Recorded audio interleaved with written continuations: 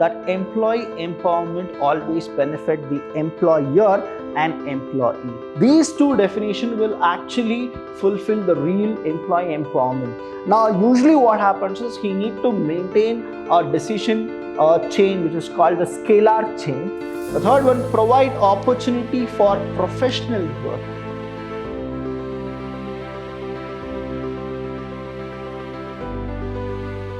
Hello everybody, a warm welcome to one and all. I'm Abhilash Chandra from the Department of Commerce and Management in Vidyashram First Rate College, the Temple of Excellence. Welcome to all the students for the first session of the first unit, Employee Empowerment. So what exactly employee empowerment is all about? Let me tell you in a nutshell that employee empowerment always benefit the employer and employee. The reason here is employees get a kind of a feeling that the employer is recognizing them. And what exactly the employer does is the employer give authority and responsibility to the employees, so the employees get empowered. That is what the empowerment is all. That means giving authorities and responsibility and making them feel that the employer is always there to listen to the employees. That is called employee empowerment. So the meanings can be different, but what exactly happens here is the result is always productivity, profitability, and sustainability. That is what the employee empowerment does. Now here, both the situation you have a win-win. That means the employer, the minute he gives empowerment to the employees, that is all the authority and decisions making, if he invites the employees to come and decide or he takes the suggestions of the employees, then what happens is the employer always get a very good result. In the meanwhile, the employees feel that the employer is actually recognizing us, and then what they do is they always go for the productivity and the promotion of the organization. So that is what the employee empowerment does. So let's check the meaning of employee empowerment. So I've given you two of the meanings here. Please understand, whenever you get any question of employee empowerment, you are supposed to write the meaning, definition, or you can start by this. You can go with the introduction, then you write the meaning of employee empowerment, then you go with definition, and then you start whatever the question they have asked. That is how you people will get 15 marks in our examination. So the first one here is employee empowerment is giving employees a certain degree of autonomy. That is, you can operate without consulting anybody. That is what the authority is given by the employees. And in the meantime, if you just give autonomy, what happens is those employees, they feel that we have authority and they can do anything, but you are supposed to give them the responsibility as well. So it is like autonomy and responsibility for what? For decision making. So earlier what used to happen is the employees were supposed to take the authority from the managers, and then they were supposed to consult the manager and take the authority responsibility. But here what happens is, without consultation of the manager or without consulting any of the higher authority, you are giving the employees the authority to take decisions at the right time. So that means what happens here is the employee will feel that he is being recognized by the board of directors, recognized by the employer, and then he takes a proper and wise decision. That is what the empowerment does. Next one here is, it allows decisions to be made at the lower level. Usually what happens here, we have three types of management. One is top level management, middle level management, and the last one is the lower level management, or it is also called as the office level or supervisory level. Now here, the minute you give empowerment to those employees, so those people, what they do is in the lower level of organization where the employees have a unique view of the issues and problem, now what happens is they will take the decisions what they feel like, and they are the one who knows the ground reality better than any of the top level or the middle level, because they have been working with the other employees and they know what is feasible and what can be done very easily. So that empowerment is a very good tool for these people that is in the lower level. So I'll go with the next one, that is the definition here. Now, when we go with the definitions, understand it always starts with the person who has actually given the definition. So according to is what you people need to write. I know that you know already what exactly you are supposed to write. Definition, whenever you get, see example, now I have given you two of the definitions. One is by Athorns and then Caudron. Now those two people here, they have defined employee empowerment in 19th itself, that is say 1997 and 1995. You can actually write any of the definitions which is in 2020 or 2021 also, you can write it, but these two definitions will actually fulfill the real employee empowerment. The first one here is, he defines that the empowerment has employees having autonomous decision making, that is they have that kind of a right to take decisions at a right time. Capabilities and acting as partners in the business, so they are the people who feels that they own the business. Now here what happens is, as I told you, that the employee should always feel that they are working for the organization because the organization belongs to them, all with an eye to the bottom line. So they always go with what? Let's make profitability more.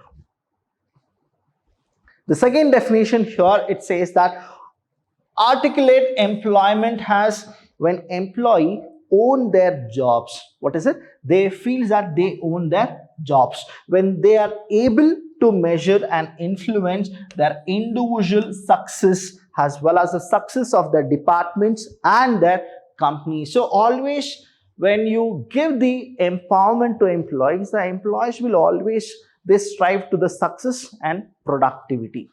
Let's go with the next one, that is need and importance of employee empowerment. Now this question is for 10 marks. You will definitely get a question called as what is employee empowerment? Explain the need and importance of employee empowerment. So you are supposed to write all the points which I have given you here.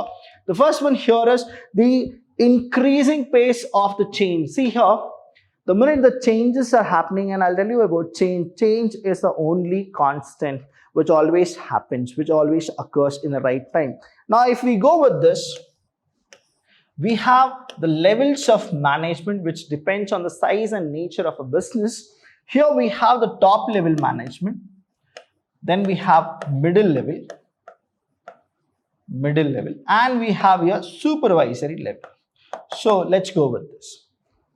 The minute a person who is below the supervisory level, say we will denote this person as A, and he is supposed to take any decisions here. Now usually what happens is he need to maintain a decision chain which is called the scalar chain. Now what he should do is he need to consult his supervisor.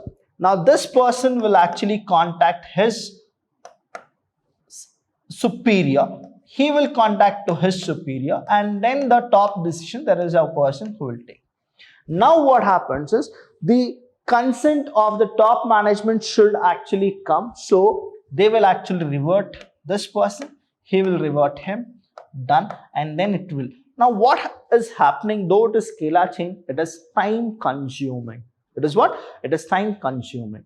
But that particular point of a time, if the opportunity is lost and he cannot do anything, now what happens is the time whatever was incurred from passing the information from A to the top management and from top management to A, now the time consumption has happened. Now he cannot take decision because the right time just slipped from A. So what has happened here is there is a demerit of not giving empowerment to the subordinate A. If A would have got his own empowerment, that is employee empowerment was given to him, what will happen here is the turbulence of the environment and the speed of competitive responses and the acceleration of customer demand require a speed and flexibility of response which is incompatible with the old style command and control modes of organization function. That means here what is happening, even a single second, it does matter in a market. Now we can't go with the old style. See, this is the old style which I was telling you. Now he will inform each and everything to his superior. Now the superior will actually take the command from the top level. The top level will now give their consent after seeing each and everything. But the time is just taken by somebody else who is the competitor. And that is the opportunity what the competitor have taken, and now they cannot do anything. But if empowerment was given, authority was given to take decisions at a right time, that is right time at a right place. If that was given to subordinate A, then he would have encashed the opportunity. Now, organizations themselves are changing. Nowadays, what is happening is the line of scalar chain is actually coming down. The reason here is now organization, they also know the importance of time and time management. So what is happening is they themselves are actually giving the authority to many people. Now nobody is actually holding the authority by its own. So everybody are actually going with a distribution of authority, that is called decentralization. Now example I'll give you, Ratan Tata. When Tata was started, now J.R.D. Tata is a person who started Tata Groups, but after that when Ratan Tata took over to it, he is a person who went with decentralizing the authority and responsibility, and he started to give delegations to many people so that many people can come up to him and then they can take decisions, and he can actually get a very good decision out of it. And that is the reason even now Tata and Sons, they are actually doing really good. The reason here is what? Because of decentralization, plus they have changed themselves in the over-off period. Now the impact of downsizing. Now what usually is happening here is we have the downsizing. What is this downsizing? The downsizing here is minimizing the scalar chain, minimizing the authority responsibility in only one's hand. That is, the top level is actually downsizing their authority responsibility. Each and every person is getting their own authorities and their own responsibility in each and every department. So delayering and decentralizing means that the old methods of achieving coordination and control are no longer appropriate. So the more decentralization is happening, now what happens is they can take their decisions at their own pace. The next one here is organizations require more cross-functional working, more cooperative between areas, and more integration in their process. That is, they are to meet the customers in need. So our main motto here is, when the minute you are giving empowerment to employees, the employees need to cater the customers at the highest of their efficiency. Excellent managerial talent is increasingly perceived as the scarce and expensive. Now here, though we know that it is expensive, though it is more, but the thing here is you will be getting the kind of feeling that you are treating your employees better, and your employees will get a feeling that the employer is actually recognizing them. So what happens here is they'll go with the efficient work rather than inefficiency. Using it for direct supervision of efficient staff compounds these difficulties. Now, empowerment may reveal sources of managerial talent which were previously unrecognized. Earlier, what used to happen is one person used to take advantage of saying that he has done each and everything, but reality it is wrong actually. Usually people used to work for him, but the credit was taken by only one person. Now when you give empowerment to everybody, now what happens is you will be rated among each other. That is, you will actually get a transparency record of what each and every individual is all about. Staff is no longer prepared to accept the old command and control system. In all the MNC company, what I have seen here is now the downsizing has started, and the staffs, they always who used to report to one person, and they used to have all this kind of feeling that what will happen if he is not happy with us, if he removes us. Now nobody actually goes with it. right? Nobody wants to do maska to anybody. Nobody wants to impress anybody. Rather, they feel like what is reality, they go with it.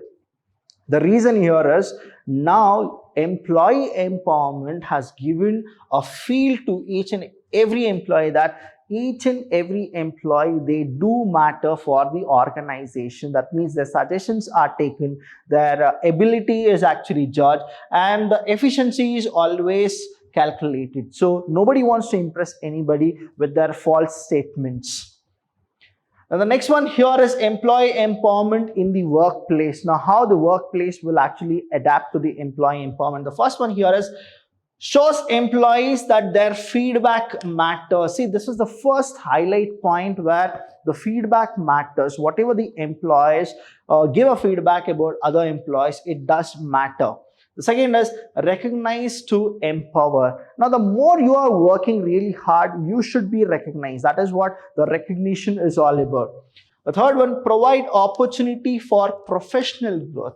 See here, please do not go and do not join any of the companies where your professional growth is not there, or you feel that your professional growth is not increasing. That is the right time you are supposed to step down and then say you will not be working there. Because whenever your professional growth is actually getting a hike, you are being recognized by your team leader or the board of directors, that means you are doing really good. If they feel that whatever you do, still you are not recognized, that means that is not a company for you to actually be working with. Make empowerment part of your organizational culture and vision. So once the MNC company or any company, they feel that the culture and the vision of the organization is always targeted to the employee empowerment, those are the companies which will definitely go with productivity and efficiency. So the first one, show employees that their feedback matters. As a HR manager, if you feel that you need to actually take everybody into consideration, that is what you are supposed to do, is you need to recognize each and every person. You should always tell them that their work is really good, and then you are supposed to go with more feedbacks and collect more feedbacks and data. The first one, many companies distribute annual engagement surveys. Now here, annual engagement service is done by many companies. Actually, there are so many other companies which will not do this. So they are the people who don't think about productivity for a long term. They are the people who only think about productivity for the short term. But once the annual engagement survey is done, people will not take it forward. So what is that you should do is you need to take it forward and then go for a conclusion about it, that what the employee is doing, what are their work in the past history, what are their future projects, and what are their contribution to the employers, or what are the contribution to the organization. You are supposed to check. Survey fatigue is the direct result of leadership not taking immediate action on feedback. So you are not supposed to take the feedback very seriously and then go with it. You are supposed to have a kind of a leadership talent also. That is, you need to know that what is right and what is wrong. Even if they do act on the results on an annual survey, chances are that any response will take place too late to make a difference, as it takes months. So usually what happens is, whenever we go for a survey, it is a data structure which actually happens and it takes a lot of months. But what you are supposed to do is you need to analyze each and everything and then give a result very fast. That is what the surveillance will actually have an impact, or else you will not have any impact about whatever the surveillance you have done. So these are the things which is very important, and you need to show that their feedback does matter. Only then they'll actually feel that they are being recognized. That is the second point here. That is recognize to empowerment. So 90%, see, I'll be giving you the statistics here, the figures which are not from me, it is from the people who are the expertise. Now they have done a random survey where they found that 90% of employees say receiving recognition motivates them to work hard. Definitely, right? You may feel that 100% people are there who feels that recognition will always motivate them. I'll tell you, recognition is not just non-monetary. It should also be monetary. Only then 100% people will actually feel. But here it is general, where 90% people feel that recognition is something which will always motivate them. Say example, 2 years you are being recognized in your company, only non-monetary benefits are being given to you, and you don't feel like working more, because end of the day it is the money which matters. So that is where you feel that now bring the money on the table, definitely I'll work for it. That is what the real motivation will be. The next one is 92% of the workers. See, 92% of the workers, they feel that once again, if any specific work is allotted to them by the employer, the first time itself, they feel that they also want to work or be a part of that particular project. But usually what happens is, the employees are all very smart, right? They go with the kind of experimentation, that is, what if we give this project to somebody else? See, here what happens is, the employee feel that the employer just used them, and it is like after using they are just throwing us. So that's the reason only 92% people feel that they are ready to work if they are being recognized by the employer for the first time itself. That is, for any of the future, if they are recognized for the doing it the first time, then definitely they'll actually pitch into the work. So recognition is very, very important.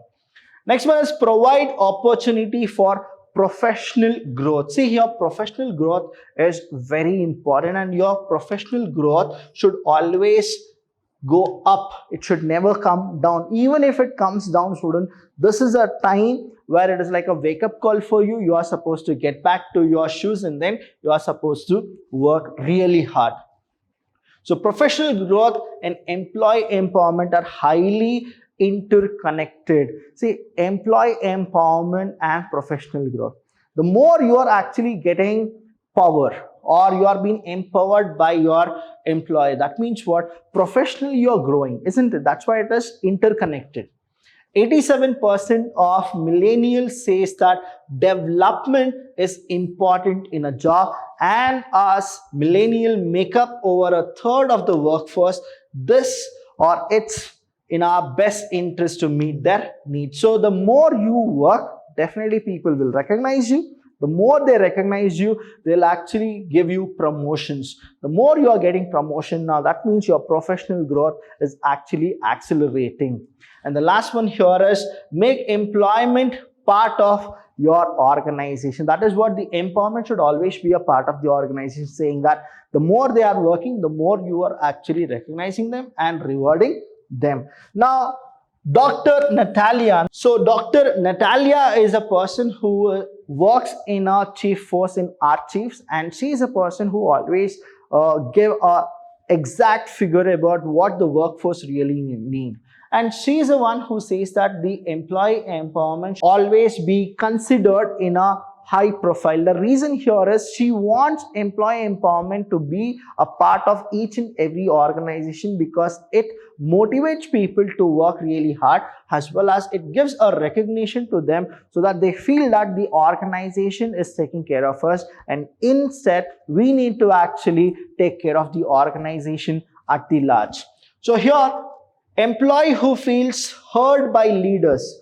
Now, whenever the employees feel that the top management or the managers are hearing, or they are actually taking their suggestions, now what happens is, probably 4.6 times they'll work really hard than the other people. So that is what she has done the experiment, that is 4.6 times more likely to feel empowered to do their best work. And that is what the leader should actually feel, and leaders should recognize that who are the people who can give suggestions for the improvement or the betterment of the organization. So these are the meaning, definition and need of employee empowerment, and I have also covered the workplace empowerment, how exactly it should be. In the next session, I'll be dealing with the other topics of employee empowerment. Till then, I'll see you when I see you. Thank you so much.